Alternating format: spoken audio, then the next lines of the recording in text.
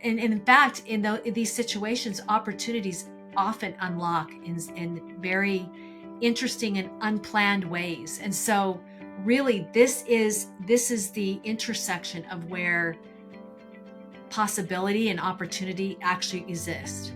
Otherwise, it's just incremental and somebody has to quit before something opens. You know what I mean? So this actually can pave the way. And if you can keep your head while everybody else is losing theirs, you stand heads and shoulders. You stand out as someone who has the leadership chops to be able to get through such difficulties. It really does a lot for your personal leadership brand.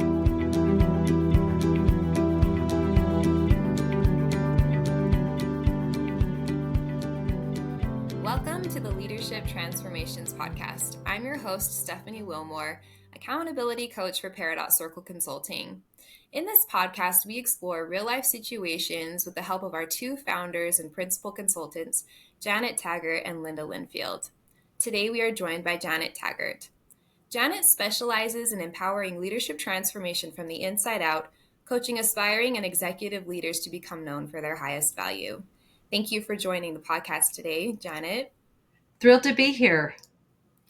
Thank you. Janet, you have coached a diverse group of leaders as your time as an executive coach and from diverse industries. And one common thread or issue that comes up with everyone is navigating unanticipated challenges or challenges that have a drastic impact. And what is something that you want business leaders to know when these unanticipated and sometimes undesired changes come? It's a really good question. And, you know, when you think about it, what is leadership if not to navigate such uncomfortable, difficult situations? So really, we're talking about the heart of leadership here. And, you know, as I look at what's happening, I just got notified that, you know, more layoffs are happening this time with KPMG. We've got COVID in the rearview mirror. There's economic concerns, and businesses are really being challenged. I won't say like never before, but certainly this is a very challenging time for business. There are return to office policies. There's inflation. There's pressure for organizations to preserve their cash reserves. There's so many issues that are confronting business today, and leaders are carrying the brunt of that impact. So these are macro issues, but there's also issues within a particular industry or organization. So there could be changes in leadership or shifting priorities. And leaders really, as I said, it's the heart of leadership. Leaders need to develop a core competency for navigating change. In the past, so often, we were coaching our leaders how to navigate incremental changes. But now we're seeing businesses, even in light of such headwinds, they are still wanting to grow exponentially. And so leaders need to recognize that what they're being called to do is not only navigating change, but really being able to make a big difference and create outcomes like never before, even with such headwinds that the change is giving them. You know, the real question is, how do we help leaders try to maintain their equilibrium? So that's really at the heart of what we're trying to talk about today, I think, is to how do we help leaders stay grounded, stay proactive and optimistic, even while facing things that are affecting them as well as their teams and their organizations. So many, many levels. Right. No, I think that that's such a good point, that this is a part of your job description. If you have a leadership position, it is inherent in what you do to pave the way for others and to help them show up to these changes with resilience and to say, we're going to tackle this optimistically. Even if internally they're not feeling that way, even if they don't know what to do with it, it's their job to say, okay, we're going to find a solution. We're going to make proposals. We're going to, go through this together. And so what is your approach to helping leaders navigate these? Can you give us an example with a current client, or what's kind of like your process of working with a leader who comes to you and says, Janet, we're dealing with this huge, policy change, and I'm concerned about how people are going to react to it. I'm not really sure how I'm supposed to respond to it. Can you give us an example of how you would walk a leader through that if they approached you? First of all, it's really important to understand that when a leader is going through this type of thing, they're experiencing, especially unexpected change. A lot of times in organizations, leaders would get a heads up. They can kind of get their thinking around, the change that's going to happen. But more and more, I see things that are happening where leaders down the line are not being pre-warned. They're not giving advance notice. And so these changes are unexpected or unanticipated. And we want them to know this is difficult. It is unsettling. And it does invite feelings of self-doubt, frustration, overwhelm, those types of, so those are real. Those are actually what's happening with the leader. And that it's normal to feel the way they do, right? Like this, just a way to say, you're not overreacting, most likely. You really are caught off guard, and all of those emotions and all of those feelings are very normal and natural. You wouldn't be human if you didn't experience them.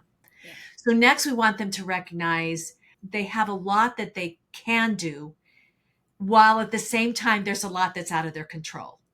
So knowing the difference and deciding to focus their attention, their energy, their thoughts on what they can change or influence is massively important. We can get all hung up on the fairness, or whether the organization, the leadership made the right decisions, all of those things. Or we can say, this is what's happening. This does have a big impact. There are things that I know that I'm just going to have to deal with. And what are those things? And what are things that I can actually influence, so that I can be seen as someone who is supportive, yet also doing my job in alerting leadership as to some of the consequences and the possible ways through those consequences.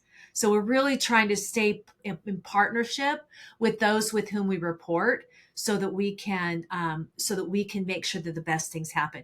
When you say optimistic, I want to be clear.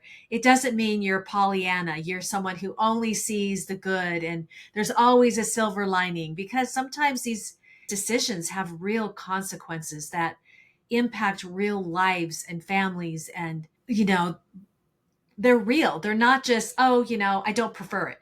They're actually real. And so when we say optimism, we're saying, you know, trying to find ways forward.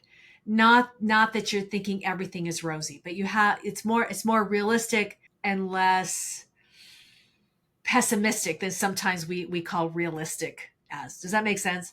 So we're working with leaders right now, as you asked for an example. We're working with leaders right now who work for their organization that recently have announced some return to work policies that were unexpected and unsettling, to say the least. As I indicated earlier, it is impacting real lives. People who have difficulty coming back to work because of health concerns of their own, or they have aging parents, and real situations, and is causing significant stress and uncertainty for the leader who's affected personally, and also affecting their leadership team. Concerns about business continuity for their group is actually a real risk for them. So helping that leader identify three things about their scenario really helps them start to get on their front foot. So one of the things we often do, and it's great to do with someone, because you have to really pull this out of yourself. And so identifying what's the worst that could happen. So we have a leader, they just were surprised by a back to work policy, back to the office policy that is unsettling. They don't agree with it, but it is what it is. So there are things in that leader's heart that really, really need to be expressed, that they see as real danger. And so, what is the worst that could happen in this situation? I could lose everyone on my team. I could, I could myself find myself out of a job because I can't relocate, or whatever it is. So, outlining what is the very worst that could happen, and if that were to happen, what would they do? Right. So we're in the back of our mind, we have these boogeymans, we have these things that we're worried about, and we want to pull them out of the darkness, out of the shadows, and say, what is it? And what would I do if that actually happened? In our brains, we almost think it's a life or death situation, when in actuality, it's like, okay, what would I do if I lost a significant part or all of my team? What would that allow for? What could I create as a result of that? You could almost say, there might be some benefits to this, right? I mean, it's hard to say because it's impacting everyone, and yet you could also say, it might even be better for the people who are impacted if they find something closer, like, right. So it's up to the leader to decide what is the worst that could happen and what they could do about it, and come up with as many solutions as they can. Then the next thing to do is to say, what's the best that could happen? Like, let's say, right, we have the situation, and what is the best that could happen? And this may align with some of the reasoning that leadership wanted to do this return to work policy. It could align there. It could align to other things that the leader has always wanted to start to inculcate into their team, but they haven't had an opportunity to. So, what's the best that could happen? And what would they do if that were to occur? So this is actually trying to, take the leader by the cheeks and saying, look at me and say, what is actually the best that could happen? So, right. So we're trying to look at both scenarios. Then we want to meet in the middle, because we've looked at both extremes, the leader is now more calm, they're more proactive, and they can plan for the worst case. They can notice what good can come out of it.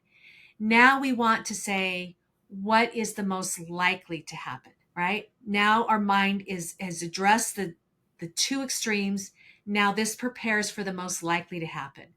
And it's usually something in between, maybe more towards the worst that could happen, maybe, but it gives the leader a range from which to work on. They're more prepared for whatever comes their way as a result of this undesired change. That makes sense? Absolutely. And I really love how you're kind of talking about this shift in perspective where you open up yourself to lots of different possibilities so you can be prepared for lots of different possibilities. But even just that idea of maybe this isn't bad, maybe this is hard. So we want to be authentic, right? We want to be authentic to how Right. we're feeling. Like you said, it impacts real lives. And also, what are the possibilities that'll help us navigate through this potential hard that can help us show up and anticipate also maybe unanticipated benefits? Am I opening my mind to that? And I think that it's interesting because we talk so much about how we don't want to be biased towards the Pollyanna point of view. However, we don't want to also be biased towards the negative point of view or the doom and gloom point of view as well, right? We have to kind of get a full view, kind of run the gamut of all those feelings and scenarios and possibilities. So I think that's so insightful that you kind of lay the foundation for your coachees to think about it in that way. So thank you It's for it's sharing that really, example. Stephanie, it's really about divergent thinking, Yes. helping the leader, because right now they've converged on, looking at the train wreck that they perceive. Yeah. And really we're asking them to say, let's diverge your thinking and see a whole range of possibilities, Right. and be able to plan for those. So yeah, for sure.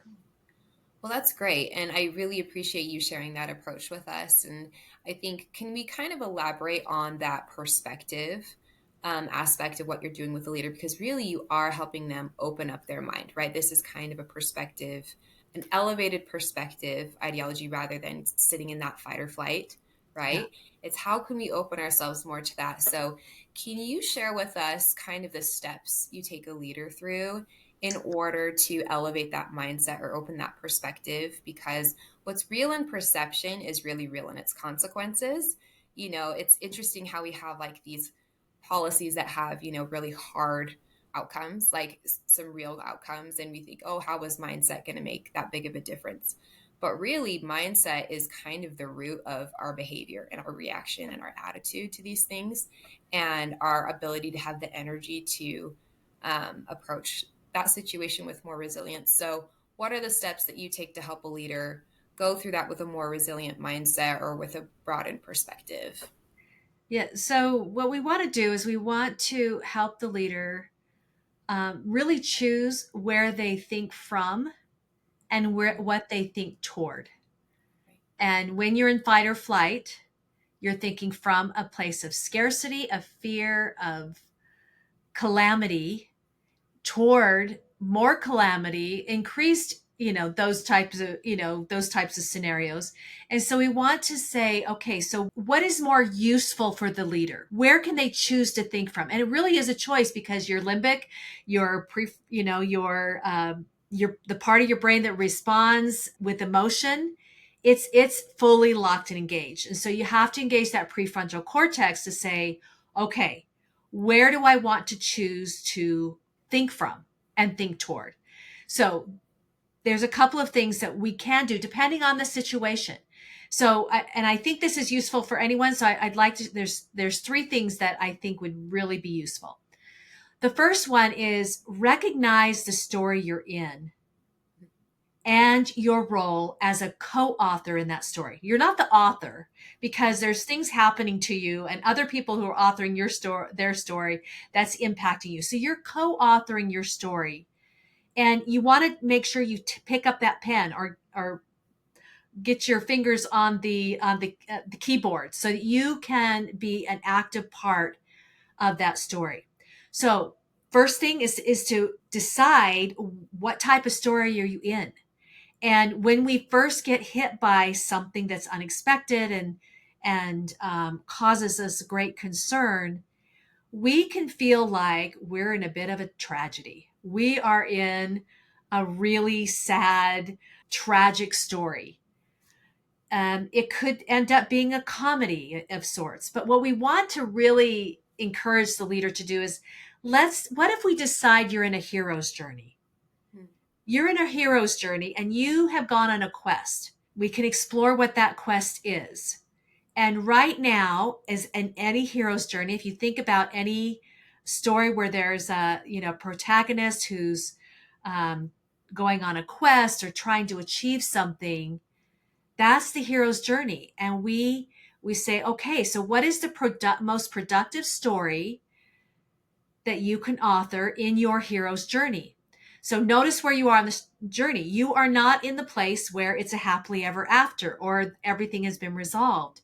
You are actually in the point, maybe even the point of climax of the story, where a big issue needs to be resolved before things come to resolution. It could also be a point along the way to an ultimate climax, right? But that's where you are. You're not in a place where you're just beginning the journey, or you are working as a leader, and now something has come up that the hero, you of your own story, need to tackle. And if we look at it that way, then it, we kind of, put on our hero's cap and say, what would a hero do? What's facing me right now? And what can I do about it to get to the other side? Hmm. So often when we have something confronting us, it is in full color, right up close to us, and we see it in perpetuity going forward. And what we're saying is that in your hero's journey, this is one conflict along the way of your ultimate destination. Hmm. So this is a time to gather resources, to gather skills, to become more effective in your role. This is something that you can help others as they're in their journeys, to give them the tools. You're developing the tools right now. You can then pay that forward in the future. So you can take that view as you're confronting something that is difficult. So it could feel right now that you're cliffhanging, that you're at the edge of a precipice. and you need to decide whether or not you're going to survive or thrive. You can decide that the hero is going to turn back around and go home. And that is certainly a decision. Or it could be an inflection point in your story where you want to continue to learn the skills and abilities to get through this challenge, or to take your skills elsewhere. I mean, it really is up to you. You're co-authoring it. But your ability to observe yourself as a leader and the situation as if you were in the middle of your book, not at the end, will help you to start to navigate that emotional reaction responses that we've talked about earlier, those elements in your story. Yeah. So Well, that's great. that's So the number first one. number one. So the number one is to make a decision that you have an unfinished story and who are you? Like, what role are you? And it's better to have the courage to be the hero, right? This really is about being courageous and saying, you know what? I may be on a cliff tingling, or I can anticipate or see myself hanging on a cliff, but that's not the end, right? And I think it's interesting that sometimes in that fight or flight reaction that you kind of talked about, is that in order to protect ourselves, sometimes we almost see ourselves as a tragedy because we're like, well, we know how it's going to go, right? Like, well, of course it's going to go that way. But you actually don't know that, you know? It's still unknown. You're anticipating things, and it's better to show up and make the decision and put on the hero's cap. I love that. So, what's the second step? So the second thing is to notice the discomfort the challenges are causing you, right? And that's not hard to do, right? Because you may be in a whole world of discomfort, Yeah. while at the same time challenging yourself to activate your curiosity. So here you are, you're feeling like you're hanging on the edge of a precipice. There's all these things that could go wrong. You're noticing that discomfort. Use that as your key, your trigger to say, I'm curious about what's going to happen as a result of this. Right here I am. I'm hanging on the edge of a precipice. Is a large bird going to come and, save me?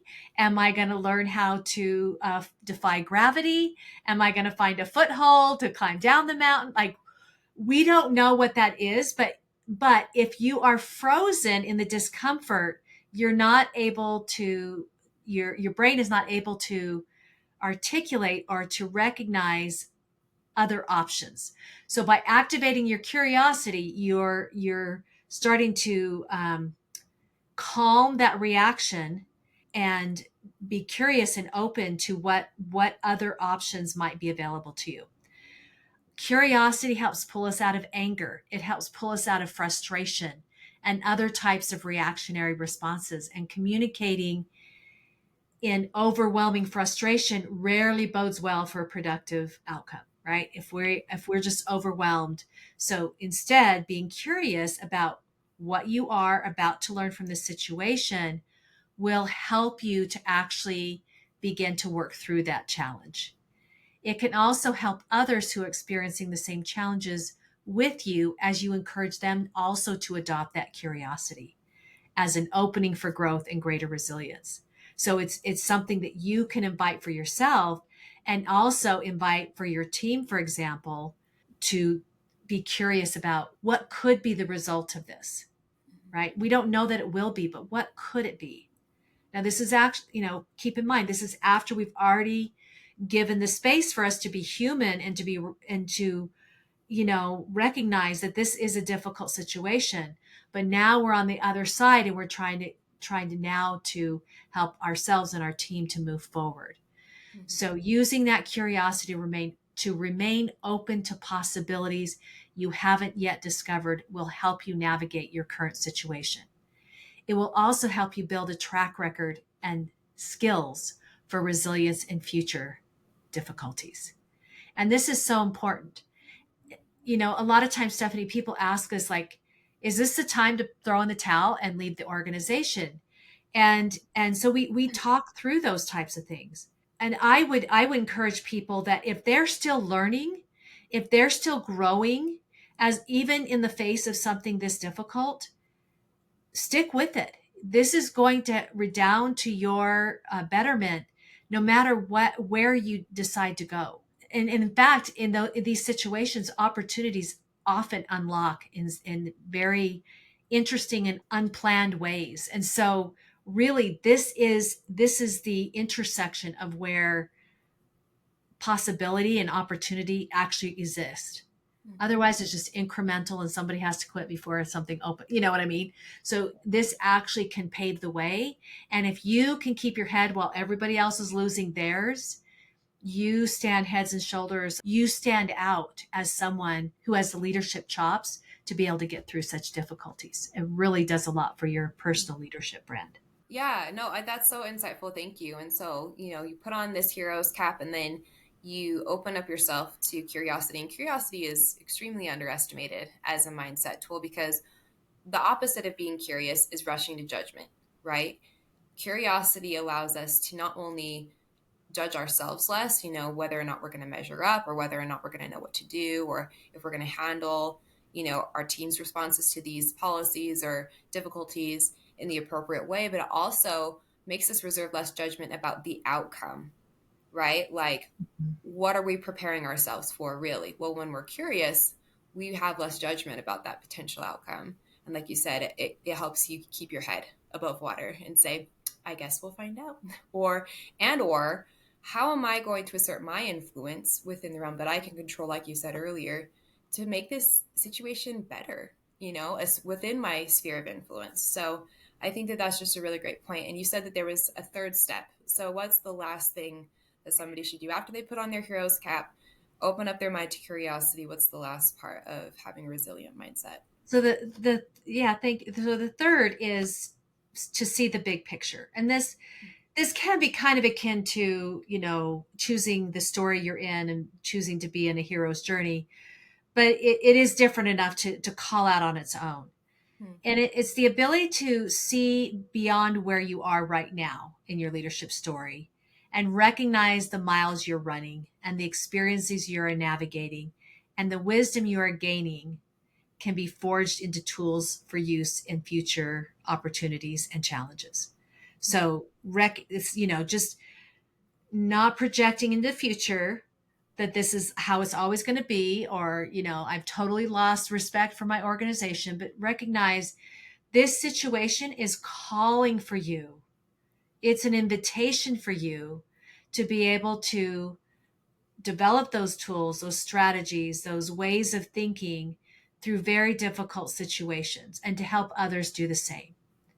And it goes to a core belief that I have is that every one of us, each of us is meant for more capacity, more capability, and even more compassion, more of who we really are. And in order to become what you hope to become, are destined to become really, it requires that you surmount the exact challenges you are currently facing. I believe that. I believe life rolls along in ways that tries to pull out our greatest self if we choose to do so, right? We can choose the other way too. So we encourage leaders to pay attention to how their current set of challenges are actually working with them to enable them to become the leaders and the influencers that they have it in them to become. And on the way, you can inspire and lift others by what you learn, as we indicated earlier.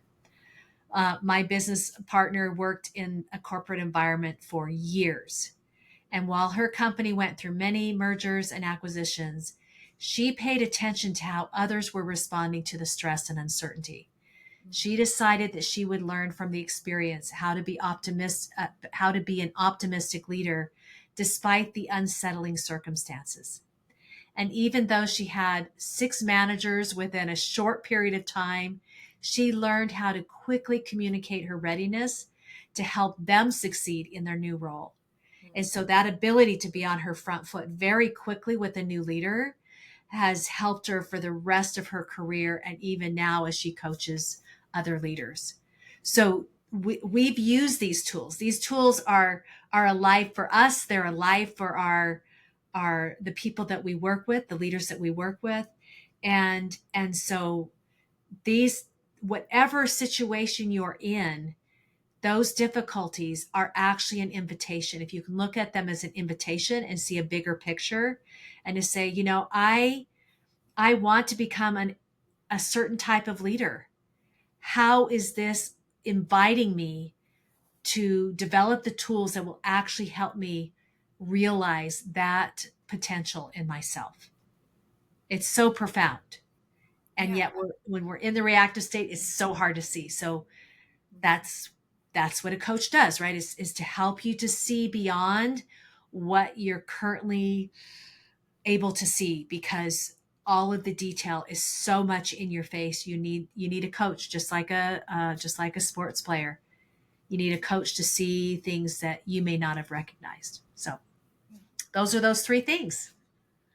Well, thank you so much for sharing with that. And just to recap a little bit, I just loved how you talked about how, you're going to gain experience one way or the other, right? Like transformation happens when you go through it, and so you might as well do it with some courage, with some curiosity, and being authentic with how you're feeling, but also understanding that you're going to gain something from this. I've worked with leaders who have kind of had some frustrations or some stress regarding a change.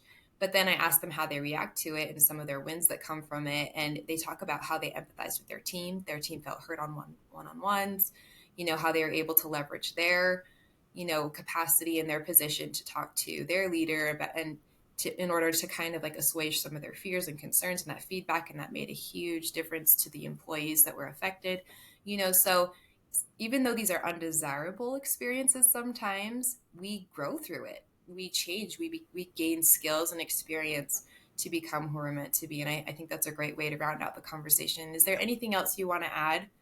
Yeah, I was just thinking, you said these situations help us gain experience. And really one of the choices is, what kind of experience do you want to garner from this? Is it the experience of, when it gets tough, I check the door and leave? Or is it the experience that I want to figure out how other people can succeed through these kinds of challenges? And I'm going to be curious about that and recognize I'm in a hero's journey and I may not see the way through right now. And that whatever it is, I'm going to get myself ready to develop the strategies and tools that will help me in similar situations going forward. It's such a powerful work. This is really the crux of where leadership happens.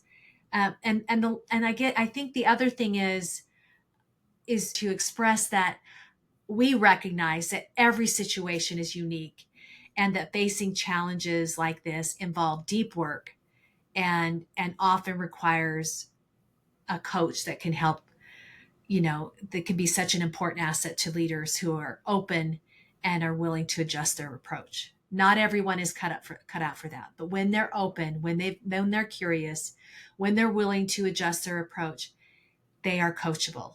And when that happens, real significant transformation is about to occur. Wow. Well, thank you for sharing that. Yes, it's always nice to have somebody in your corner, especially somebody who's weathered this before. I loved the example you shared about Linda, going through all of those mergers and acquisitions. And you can go through this and gain so much, especially with somebody behind you.